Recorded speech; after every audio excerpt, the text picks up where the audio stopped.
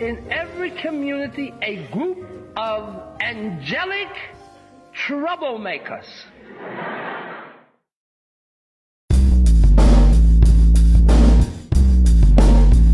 Social justice, power hour, power hour, power hour. Social justice, power hour, power hour, power hour.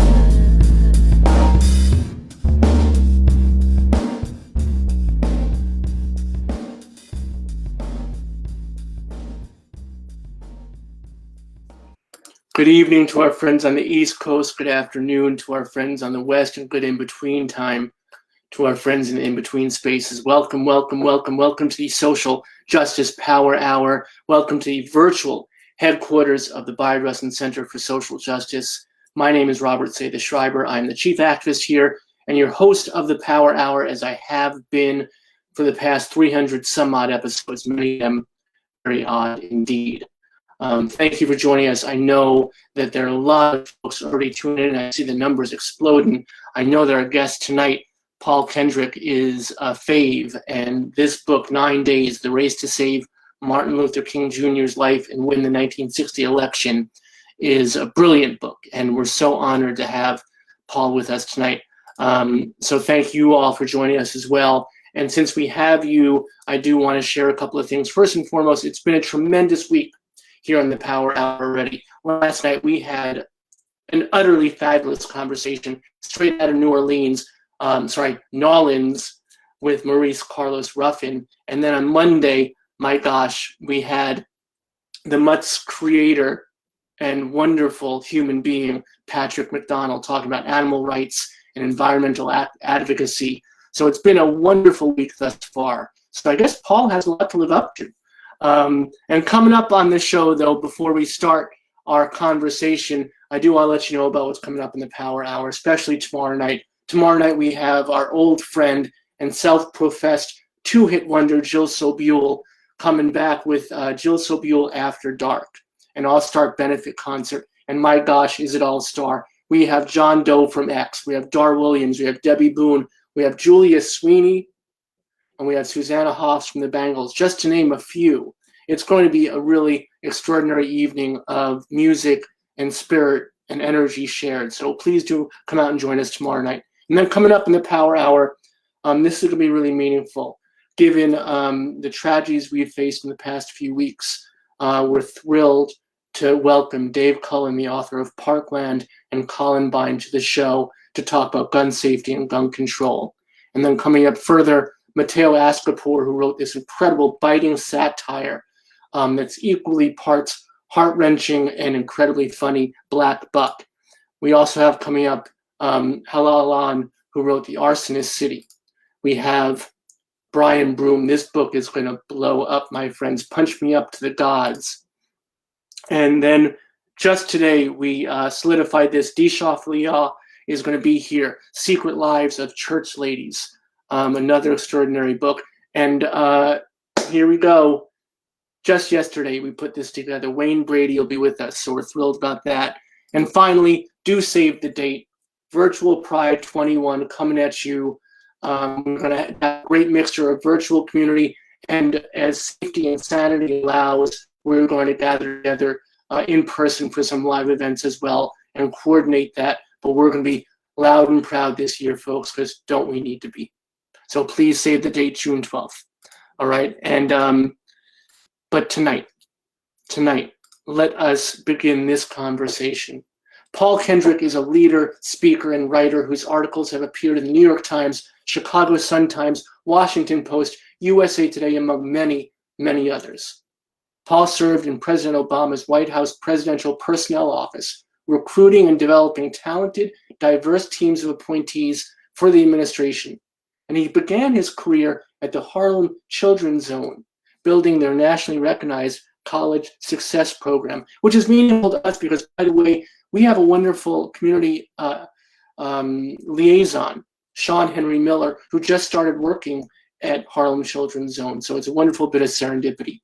Paul is now the executive director of Rust Belt Rising, an organization training Midwest leaders on connecting with working families, winning elections, and delivering change to create thriving communities.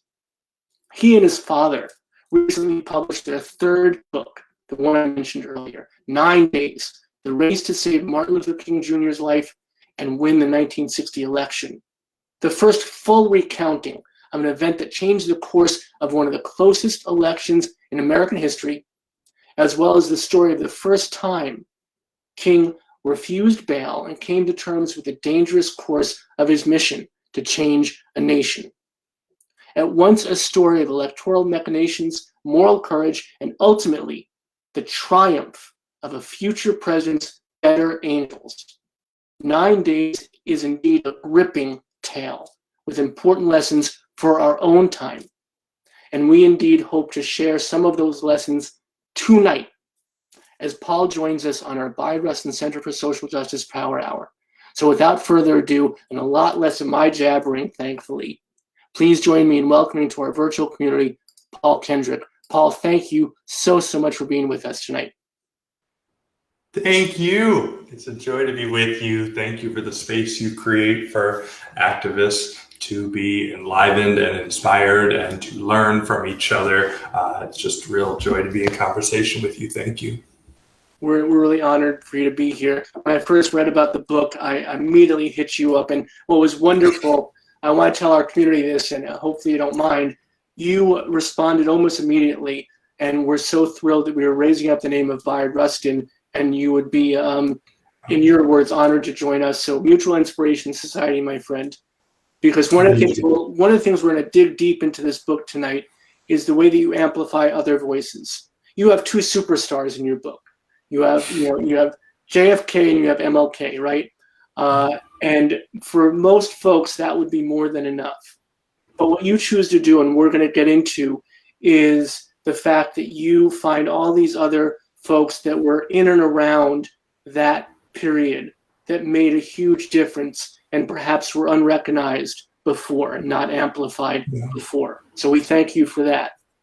But before we do that, I want to talk about your journey, if you don't mind, because I'm fascinated by this. You have been bopping along all across the social justice corridors and doing all this really important work with all these really very different aspects of what is important of how we bring ourselves together. Was that something that you planned, or was that a bit of wonderful serendipity? Wonderful serendipity. Always wanted to find ways to be useful, ways that we can make our country more equal and fair, and to live up to our ideals and our values. And for me in college, I was very involved with NAACP and getting involved with civil rights that way, and learning from incredible leaders and finding a role to support the work that was happening. And I saw with some of my best friends the challenges of getting through higher ed with different financial issues and all the different challenges that occur, and that's what drew me to work at the Harlem Children's Zone for 4 years, and really thinking about all the supports that young people need to get all the way through. And so I love that program and all that I learned from our students and the team we had. And so, always striking this balance, I guess, between direct service, and I still teach college students here in Chicago, and activism, which I'm involved with here in Chicago, and then the other piece of kind of electoral politics, knowing that we have to get the right leaders in to give us the best chance to enact the policies that we hope to see. And so for me, it was a transformational experience to leave New York and go to Wisconsin and organize the youth vote for President Obama, and then also the Senator Tammy Baldwin's campaign as she was working to make history as the first LGBTQ senator in American history, also asked me to do their youth vote as well. And so that was an incredible experience to go through a year of working with young people, helping them understand how to have motivational conversations with their peers to register voters and to turn out voters and just that organizing. And so that, allowed the chance to then work in the administration. And then afterwards, I came back to the Midwest. And like I said, I'm here in Chicago. And for me, the working both on this book there's a story that expressed a lot of these things that I care about, these things I'm passionate about, how we work effectively across racial lines for change and how change is created.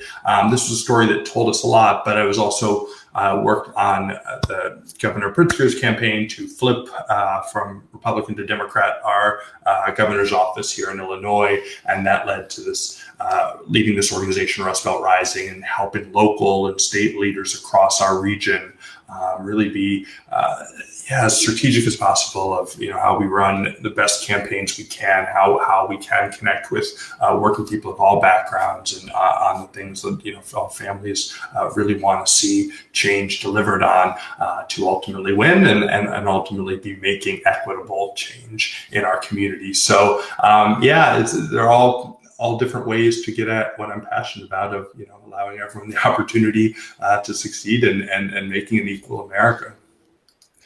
It's fascinating to me because you find so many folks don't have that that depth of vision, that way of seeing. One of the things that really struck me, what you just said, was you saw some of your friends struggling in higher education, and many of us see that, but many of us don't translate it or push it forward into the work that we do. So if I may, I'd love to pull at that thread. And, I hope that no false modesty here. I want to hear from you. How did you do that? How do you envision that? And how did you make that, that empathy that you were feeling into action? Something we've talked a lot about here in the Power Hour is how do we create spaces where our empathy can push us forward into action? Yeah. Well, listening is at the core of it. And for me, it was my best friends at GW who, coming from, parts of LA, parts of Philly where,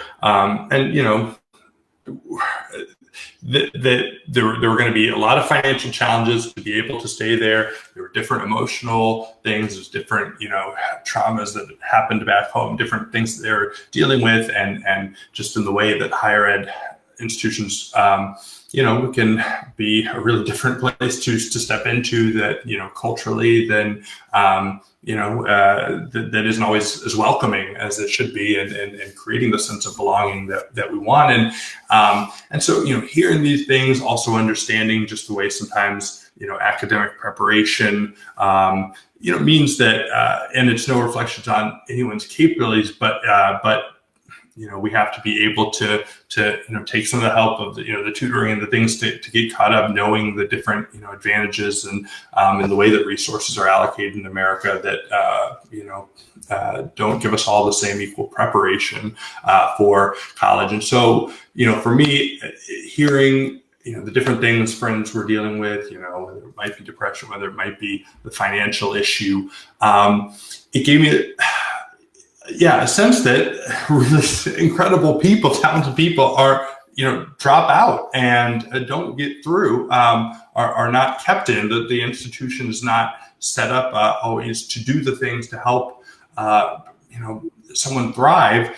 And around that time, I had read about the Harlem Children's Zone. I thought it was an incredible idea to go block by block in Harlem and build all the supports that a family would need in terms of breaking generational poverty. And so, the early education programs, the after school programs, dealing with support on health issues, on different social services, on food, on just really thinking about, okay, what do folks need? And providing that, but going but over the course of a whole childhood, having a whole continuum of support, instead of like one one intervention at one age. And so they were getting students into college, and a lot were coming, right back to Harlem, or we're leaving their enrollments, and so they were looking to build out a success program. There's a lot more college success programs now, but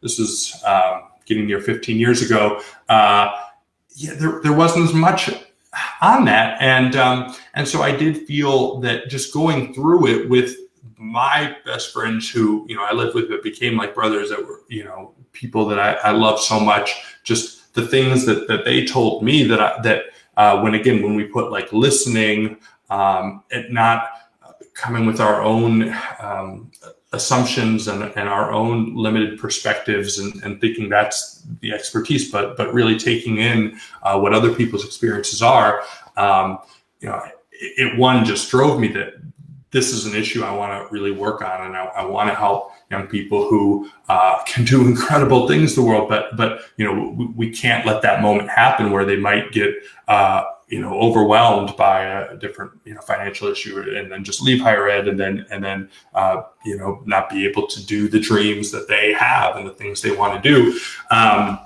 Let's put everything in place to as much as we can do to help young people get all the way through. And so and we did what you do here in terms of, ultimately creating community was at the heart of it. A group of young people who know each other, who are going through the same thing, going through the same challenge, but we're creating supports for each other, and so we have the tutoring programs and the advising that is like coaching, and really at the end of the day, like, the relationships matter so much in this, because you need the young person to be able to tell you when there is that potential crisis that could ultimately lead to someone's life changing by leaving college and never coming back and getting stuck with these bills and everything.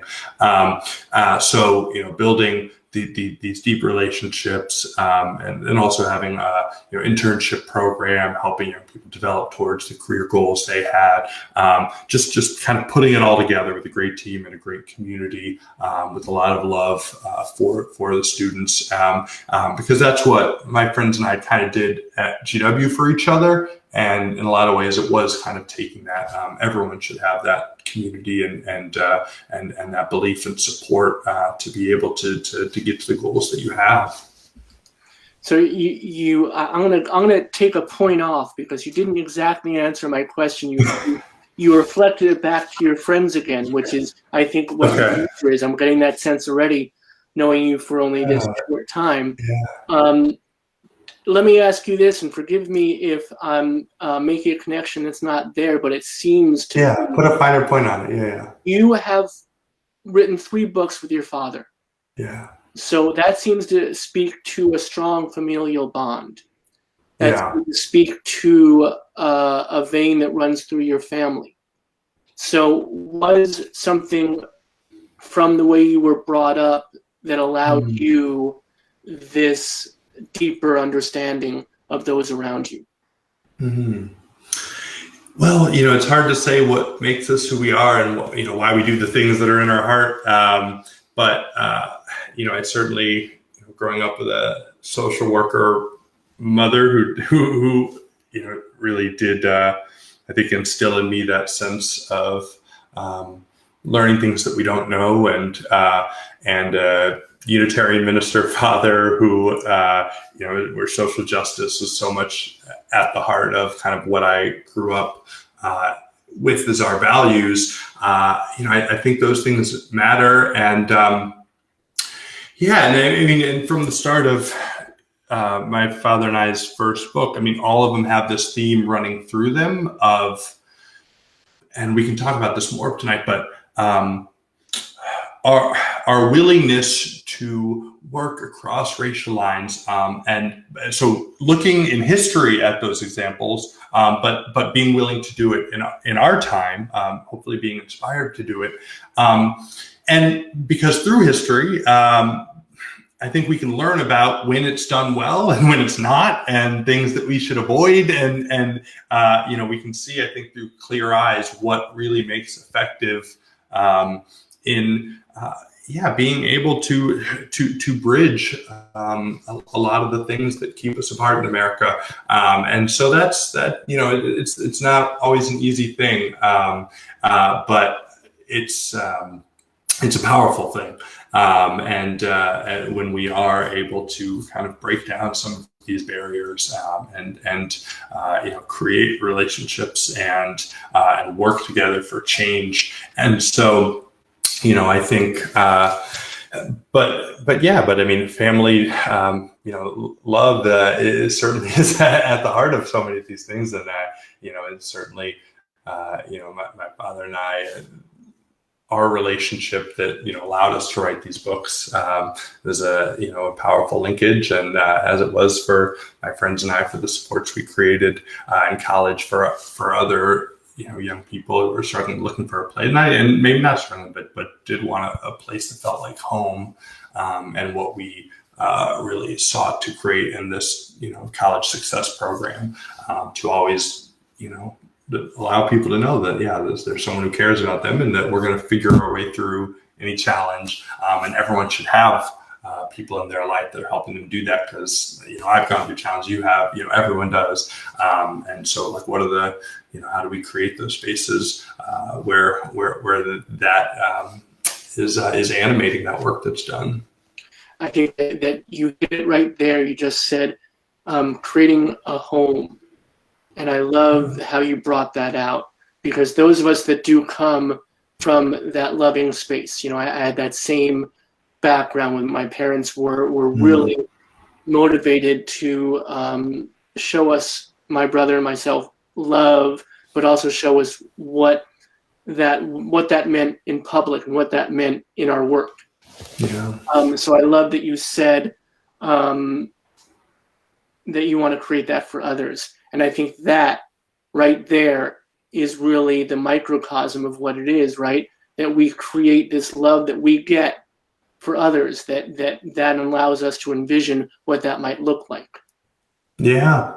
And what is social justice, but, and I think there are King quotes about this, but, but love kind of realized in a social way of, if we truly care about each other, if we truly see, any young person, anyone as family, then what would be the society we would create, where they would have all the same opportunities, where there would not be these barriers, where there would not be these inequalities? What would that look like? But how movements make people feel part of something. I mean, good movements and good organizing, or good, social service program. I mean, it lets everyone know their value, but that's live. I mean, it's saying it true, but it's also just in how it's created and how it's set up, and so that is lived, so that we can create the beloved community that ultimately, I think is in the vision King had and Rustin and all those whose legacy we seek to find our ways to carry forward. I think it was Brother Cornel West who said, "Justice is what love looks like in public." There you go. That's the quote I was looking for. Is that right? Yeah, I was like, we got it. There you go. So there you go. So now that we've invoked King's name, let's get to the book. This is the book that we're going to start talking about and deep dive. 9 Days, the race to save Martin Luther King Jr.'s life and win the 1960 election. Now, I've told you folks before to buy books in this show, and I've never led you astray. But this book is not just me telling you. You got a blurb from Obama himself. He said, this is a book you should go out and buy, folks. Yeah, it was I was shaking. I mean, that was like such a profound shock, and it did feel like it was a book that embodies a lot of the values that he cares about, especially in his post-presidency work now of getting people to engage in their democracy, to take action, to work for equality, and so it is a story, and we'll talk about the ways different characters do that. But it's definitely a story that shows that, and particularly young people. We'll talk about the Atlanta student movement, and Black Atlanta college students, how they did that. But still, you can think that, but you can never expect something like that to happen. And when it does, for someone that I spent years of my life, working to advance change under him, and was really inspired by, and derived so much hope from him. It was really a very unforgettable life moment. So yes, exactly. And now no one ever has to take it from me that I wrote a good book. That's right. You got an authority. So as we're talking and you're enjoying the conversation and you're being inspired, this is the book, and our dedicated volunteer, Chris, who I really believe lives in our comments section. We just come here to visit him. We'll be giving you a link to our bookshop.org list with all of the Power Hour authors that have appeared on the show. So you can go purchase the book while we're talking. You can click. You'll open in a different window so you won't miss any of the conversation, and you can buy the book right quick. So tell us, first and foremost, give us, well, there actually is a direct question. So let's get to this. Someone is interested to know how much was Martin Luther King's bail, and we'll get to this because he stayed rather than pay his bail. But do you know how much it was?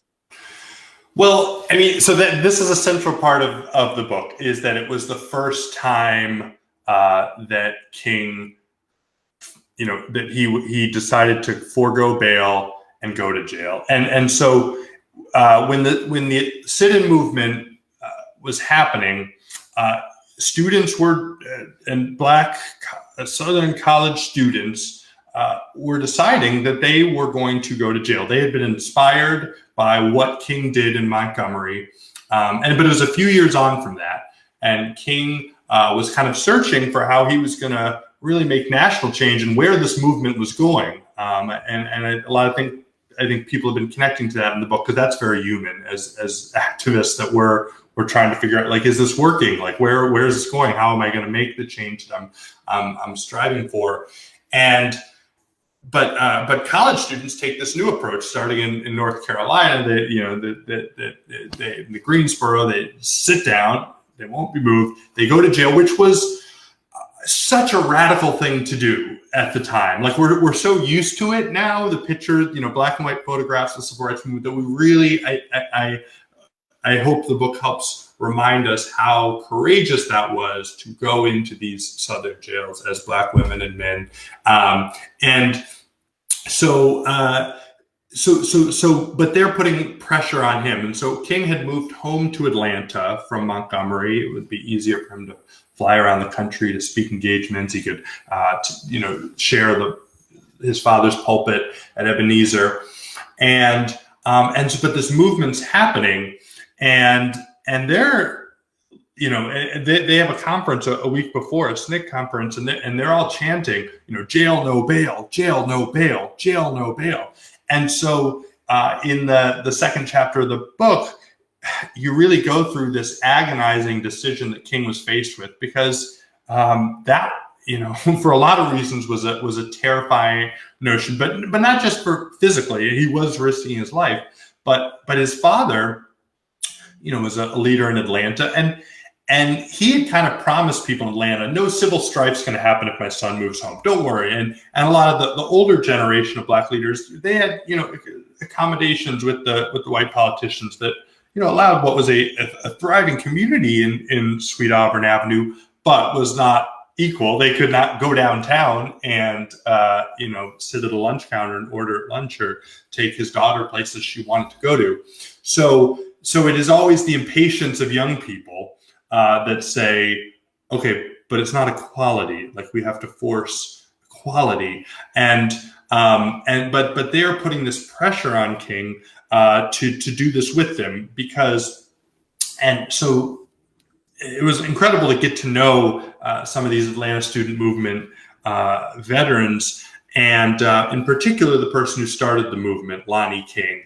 And a great story about Lonnie that I think is very useful to all of us in the Social Justice Power Hour is because he read about the sit-in movement in North Carolina right when it happened. He was in a kind of a drugstore cafe near the Morehouse campus, and he sees a student he knew was a good writer, but he didn't know him yet, and his name was Julian Bond, and he goes on to become a famous civil rights leader too. And he says to Julian Bond, "Well, do you think someone's gonna do this in Atlanta?" And Julian Bond's like, "Yeah, I'm sure someone's gonna do it."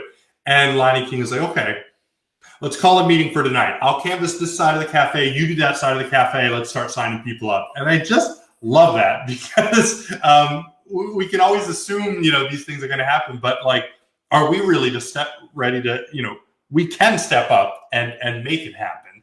And so that began the Atlanta student movement. And you had a student like Rosalind Pope, who writes this appeal to human rights that gets printed around the country as the students start training for sit-ins where, it was like military training. They were prepared to give their life, and they're just, being brought into this movement. And that fall, students arriving on campus for the first time, parents had saved up and sent the, young person off to Spelman or Clark or Morehouse. And their kids were going to quickly drawn into a movement where they were going to risk their lives to desegregate Atlanta. And, their vision was America. And so, but when King moves home, and they feel, their friend Dr. King, he's not the figure that we remember yet. He was an emerging leader, but he was getting famous. So if he was to go to jail with them, then Lonnie King thinks, as he told me, it broke my heart that he passed away in 2019, but I got to spend a lot of time with him, and he talked about the way that these politicians in this presidential election, Kennedy and Nixon, they're not talking about civil rights. It's like, the way Lonnie put it is, if you had just come down from Mars and just listened to the presidential candidates, you'd have no idea that students were doing these sit-ins all over the South, that there was this struggle going for civil rights. And so Lonnie thinks, well, if the friend I grew up with, he called him ML, if ML would just go to jail with us, then it would get covered all over the national media. Then people would have to talk about our issue. They'd have to grapple with it. They'd have to think about it. The assumptions that they have, they'd have to confront it. Is this right that college students would be thrown in jail? And Lonnie, who had already gone to jail a few times by that point, and these brave women of Spelman and the other Atlanta Black colleges, they had already experienced traumatic things in jail. It was a great danger, but they were going to put their body on the line again in 3 weeks before the 1960 election in October, in a sit-in at the crown jewel department store of Atlanta in the South, richest department store.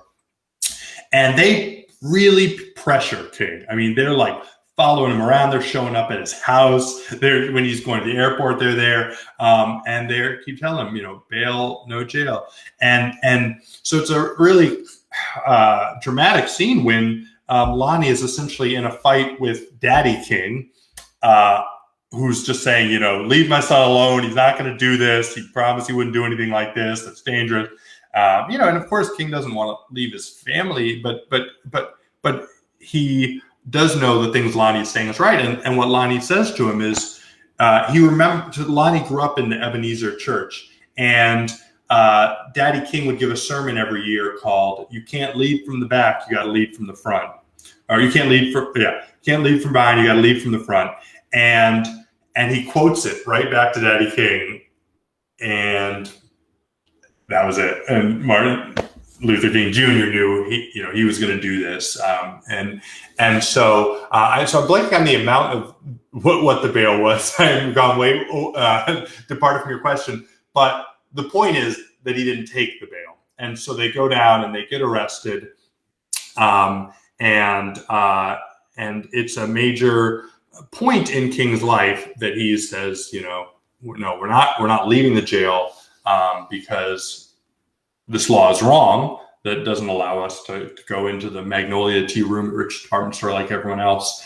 And so then what happens from there, things get a lot more dangerous for King, because King had he hadn't realized that he had been racially profiled a few months before, and he'd been pulled over. And because he just moved home to Georgia from Alabama, he hadn't gotten a new Georgia license yet. He got a ticket for that.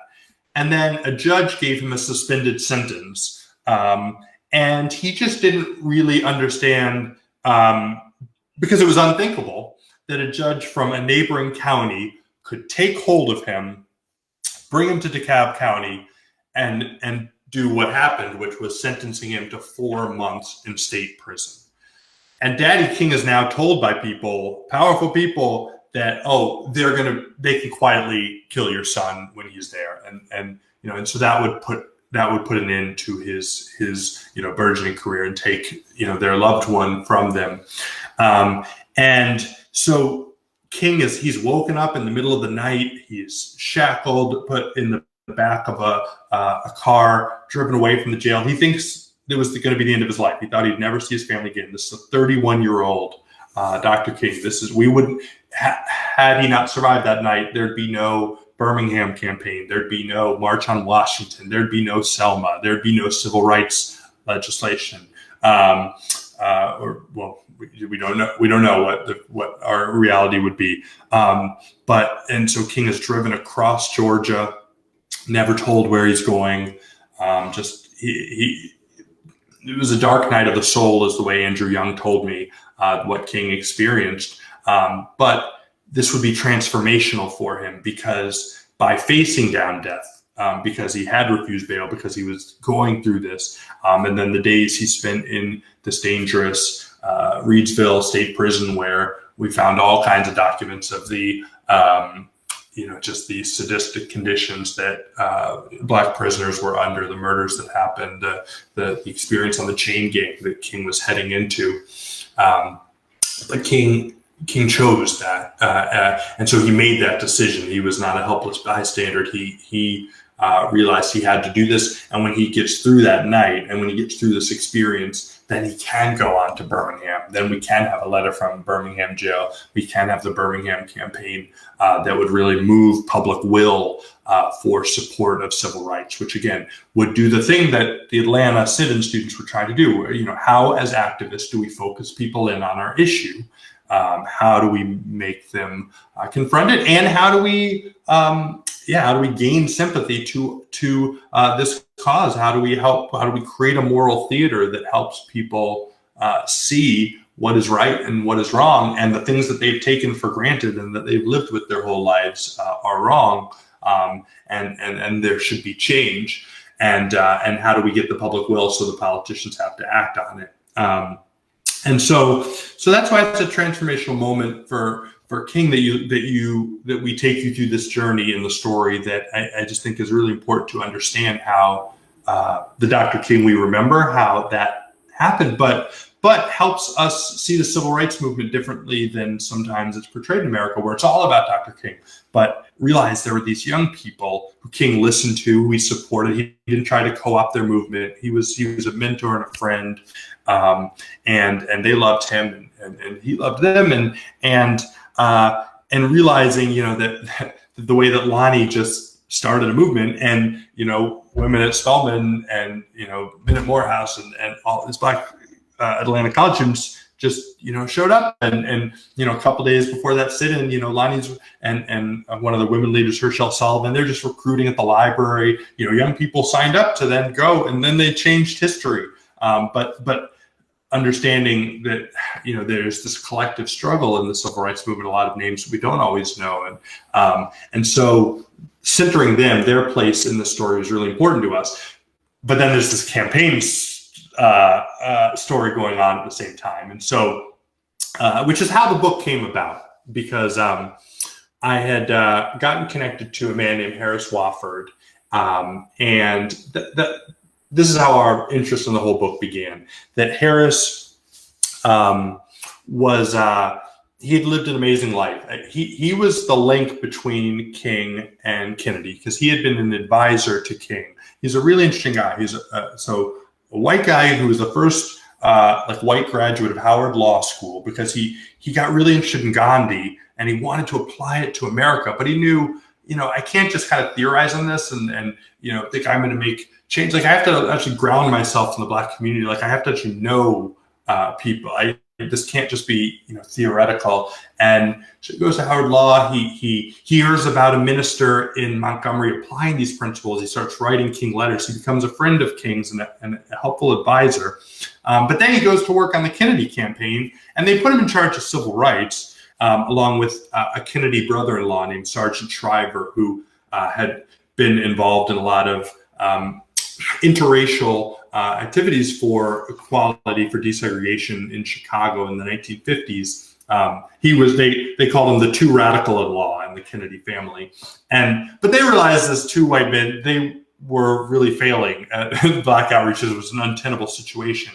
And so they recruited Chicago Defender editor named Louis Martin. And so Louis is a real hero in the book, but how this team works together, and the way that Harris and Shriver support Louis at the most consequential moments, like respected his perspective, his vision, made it happen, were willing to take risks together. They were not just allies, they were accomplices in what they would do to get King out of jail and to shift the Black vote in America. And so Louis is a great character because, and an American hero that I hope is remembered, because he orchestrated a lot of civil rights change, and he didn't take credit for it. So it's like he kind of got left out and neglected by history, kind of written out of history. But he gets on to the Kennedy campaign. He pretty much tells them boldly they're doing everything wrong. He thinks they're going to fire him, but instead, luckily, they listen and start really running a substantive civil rights outreach campaign to Black voters, which was a new thing at the time. But the key test of it is when King is arrested in this kind of October surprise. And an element you have to understand with this book is that the King family were Republicans. Black Atlanta voted Republican. The Black vote was looking like it would split about 50-50. And Nixon was a friend of King's. He was seen as the more sympathetic candidate to civil rights, as hard as that can be for us to believe. But we take you back into this time and we trace the story of Nixon's Black civil rights advisors, the baseball legend Jackie Robinson, and a White House staffer from the Eisenhower administration, E. Frederick Morrow, and how they pushed Nixon to speak out for King, but why he ultimately doesn't, because he is trying to flip the white South from voting Democrat to voting Republican. And so Harris and Louis and Shriver, they go rogue for King. And so that story is part of these 9 days of how they will push the campaign to speak out for this imprisonment, the injustice of it, to get King out of Reidsville, how they will get an idea to Kennedy to call Coretta King, which was an unprecedented thing in American politics for a presidential candidate 3 weeks before the election to call the wife of an imprisoned civil rights leader. But Kennedy does that. And then you learn how Bobby Kennedy ends up calling this judge and the fascinating back channels in Georgia politics that they start using to get King out, while King's amazing lawyer, Donald Hollowell, another Black Atlanta civil rights leader that I want Americans to know about, how Hollowell is working to get King out, how the students are working to get King out, how Coretta King and the family is working to get King out. All these things are happening.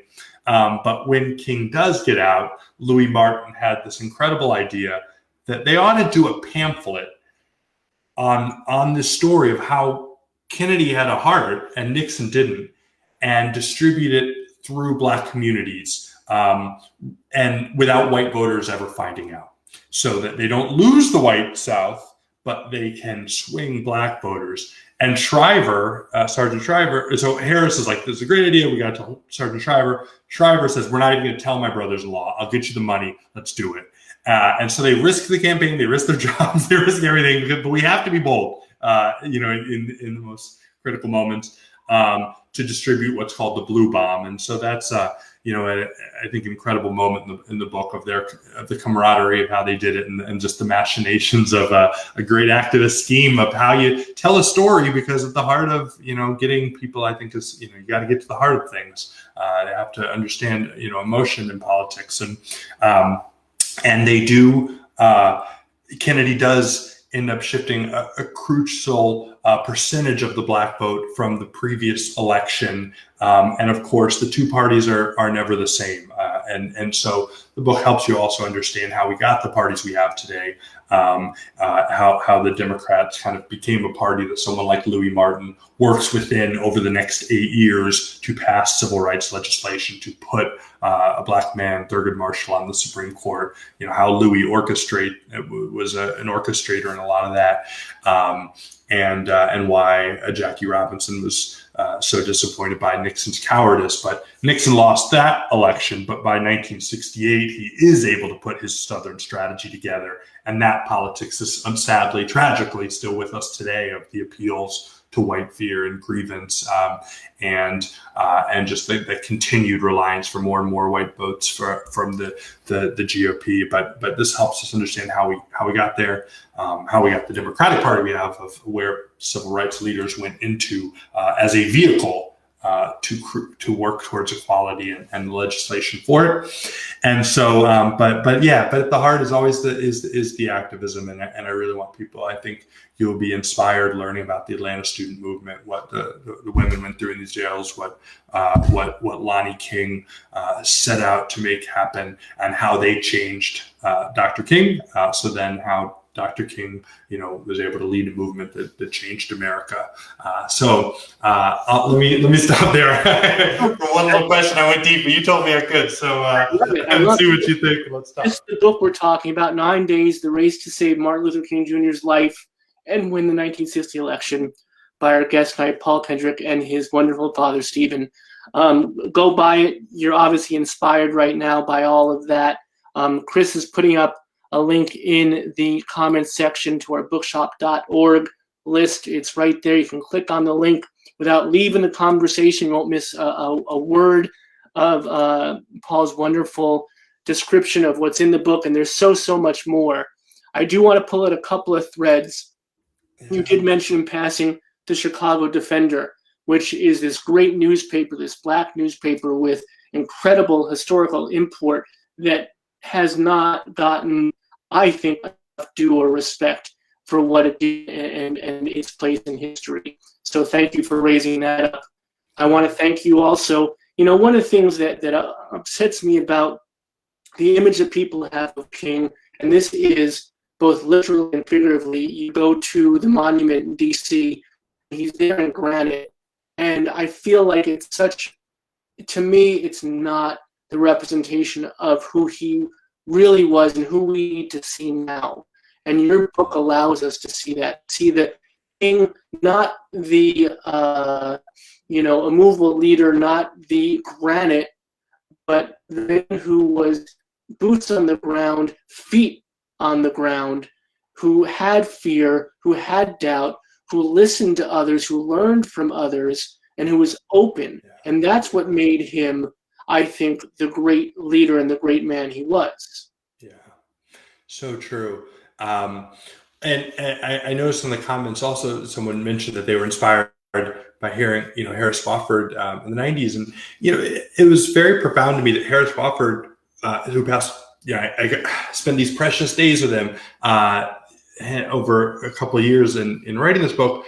And he passed away as well in 2019. And there's 5 different people we were in communication with for this book that we've lost, but we're so glad to have recorded their stories. But he would walk to that monument because he missed his friend. Because and to him, Dr. King was a friend. And when we would talk to Andrew Young, to Lonnie King, they helped us understand who King was at this moment in his life. And so it is gratifying to put that into a book to help others have that experience. Because I think our admiration for him only deepens when we find those connections, when we see the humanity of the the fear he had to overcome, of how he learned, of how he was part of a larger movement. And because otherwise, I think, we could think that we can't make change, or that there's nothing that we can do. But if we see the humanity in great leaders, we realize, hey, there's a role for us. There's things that we can do. We can stand up against what's wrong. We can do things that make us uncomfortable. We can get out of our comfort zones. We can take chances for something we believe in. There's something we can all do. And Harris, it was so fascinating. It was interesting. I mean, in terms of Bayard Rustin, Harris had a great story of, he met him around a campfire at like a Quaker social justice gathering when like Harris was a teenager. Right. And like, Harris just lived an amazing life of social change. And of course, after a couple of years before his passing, he married a man that he had fallen in love with, Matthew, and after a life of civil rights change, it was amazing that he was, part of a equal marriage, movement, before his life ended, and so Harris I think just had an incredible American life that we can learn from, and him and Sarge Shriver go on to work on founding the Peace Corps, and then later Harris would administer AmeriCorps in the 90s, and so national service was very much a part of his life. So there's just so much in Harris's story that I find really inspiring. He was just a lovely man, so kind, and so interested in always in what's next, what's the future, how do we take this forward. And now Lonnie King was the same way in Atlanta. I didn't get to know Louis Martin because he passed away in the late 90s, but I love that his daughters are friends now, and I've gotten to know them, and they helped us help you as the reader know Louis Martin. And the Chicago Defender is an incredible American institution, and Louis was a brave editor. I mean, he was involved in different, labor movement things that put him on, blacklists for the government. I mean, because he was, standing up with, in different strikes and for, with labor, and being a part of the civil rights movement. And he saw King speak in Chicago right at the start of the boycott. I mean, and he, was pumping out every week the communications to editing the Defender, this voice of Black Chicago, of Black America, for civil rights, of shining a light on injustices. He did that week after week for decades, and so he was in his mid to late 40s at the time that he gets recruited onto the Kennedy campaign. So he'd been doing that for almost 3 decades, boldly doing that. And so he brought that expertise of knowing Black leaders in every city, and that helps him do what he does for the Kennedy campaign in this book. And then you see the way he goes on to really push for change. When the Kennedys aren't taking action, he tells them, you need to do something as clear as those dogs biting the kids in Birmingham, and he said, when they're thinking about dropping public accommodations from the civil rights legislation, he says, there's an Italian restaurant that's not serving that I've heard won't serve Black people. If my daughters go in there and don't get served, I'm going to go shoot that owner. And they're like, oh my God, they can't believe it. But he had to tell them, you need to stand up for this. This is, and so Louis found himself in the perfect place in his life that he could make that change.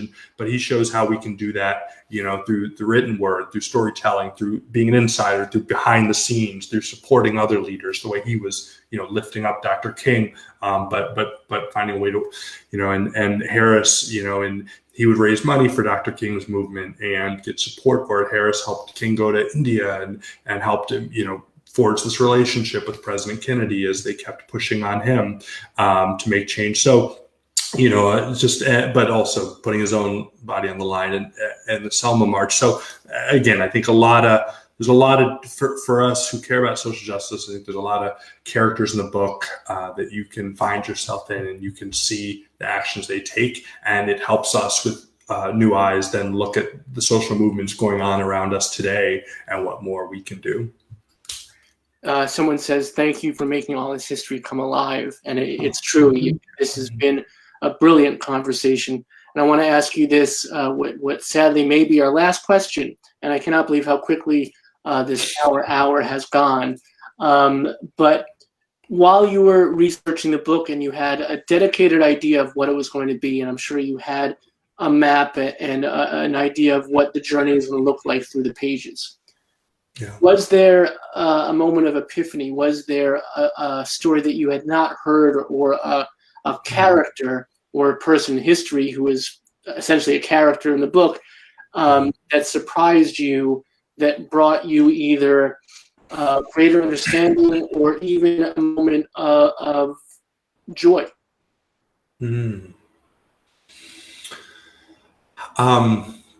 It was an epiphany finding a story that would be so self-contained, where there's just real suspense and the stakes are so high, and that thus friends of mine who say they don't like history have loved reading it because they're like, oh, it just feels novelist, but that took so much research to have that vividness. But I would say when I went to the Library of Congress and found that Louis Martin had all these notes and an unpublished memoir draft, handwritten, and just feeling like, oh, this, like the stories in here, his perspective has to get into history, and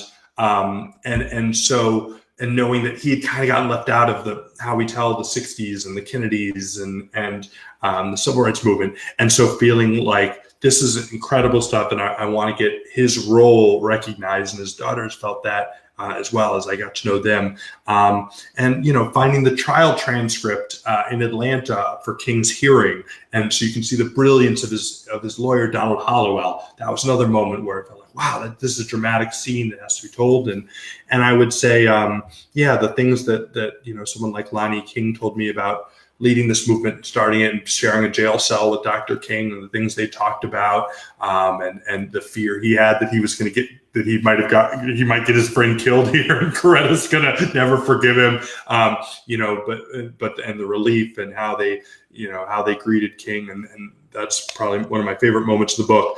But I think if there's one crucial realization, it was Andrew Young telling me that when the South African leader Stephen Biko died in police custody, Andrew Young thought back to this and thought that could have been Dr. King. And Andrew Young telling me how King would say to them, you all don't know what it's like to be at the doorstep of death. I do. I went through that night on that drive to Reidsville, and King never joked about it. And Young would talk about how King was so much funnier than we think. Like he was a joy to be around. But that was one thing he didn't joke about. But it really did. After these 9 days, King accepted what his life was going to be. It was going to be one challenge after another. But he kind of accepted the terms of his mission. And so he was ready to do that. And he was ready to go to jail in order to free something that was locked inside all of Americans, and the way that racism imprisons all of us. And so King was willing to go into jail so that, that we might, as a country, free ourselves from racism. But he had to go through it, and he did. And so that's a journey that we hope that we could have brought to readers. Oh, 100%. What I want to make crystal to everybody is we've been talking so much about the humanity of the book, and you touched on this. It's also a great thriller, for lack of a better term. It's great, as the kids say, page turner. I would love to see, and I'm going to pitch it now. I'd love to see this made into a movie, but leave out King and Kennedy, and just focus on all the characters that surround their universe. I think that would be brilliant, because I would think that would be such it stays totally true to what you created, but also creates a wholly new work that we haven't seen. Really, when we see pieces made about the civil rights movement. Absolutely. Well, I agree. I share that dream. And if there's anyone watching, knows filmmakers, let me know.